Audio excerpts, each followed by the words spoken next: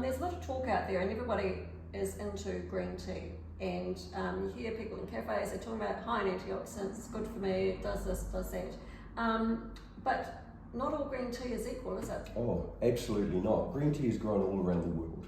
You know, you've got diverse places like China, India, Kenya, Japan, you know, Indonesia. All these are massive green tea growers. So as you can appreciate, well, firstly, the environment is different. Massively indifferent. And with the environment also is the care and attention. So huge. Pesticides, do they use them? Are they organic? Or? Well, just a few years ago, there was an independent research on green tea across the world. And across the world, they found 67% of all green teas had pesticides in them. Wow. Now, of that 67, 50% of them had 5 or more different pesticides.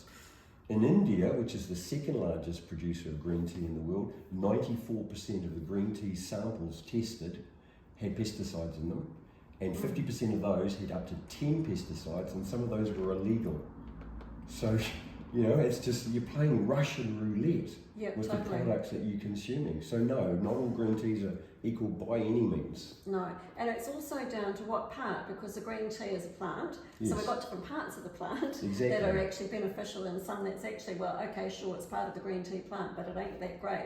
And that happens a lot with a lot of things. So to get the maximum benefit, use the younger leaves. They're the ones with all the key polyphenols, the catechins, are the key ingredients that benefit us as humans. Right. But a lot of companies will throw in all the older leaves as well. Just throw the whole plant in there. Yeah. Yep. So you're watering down the effect of the quality of the product. Right, not as beneficial. No. And so to get optimum benefit to people, but also a lot of people they have other things like caffeine allergies.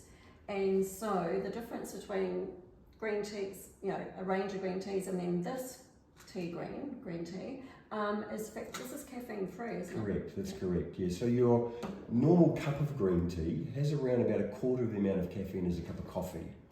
But one of these capsules, which is a standardized extract, which basically means it guarantees what it says on the bottle is in the capsule, is in the capsule. Right, 100%. So that's that's really, really important as a starting point.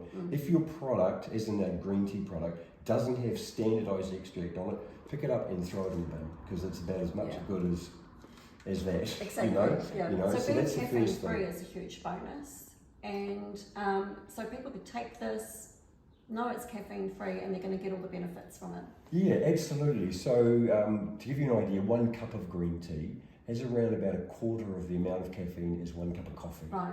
Whereas each one of these capsules is equivalent to the health benefits of 7 cups of green tea, but without the caffeine. Right. So you and have all of the good, yes, and without the pesticides. So all of the good, none of the bad. Right, totally. So it's perfect and beneficial Absolutely. in every way.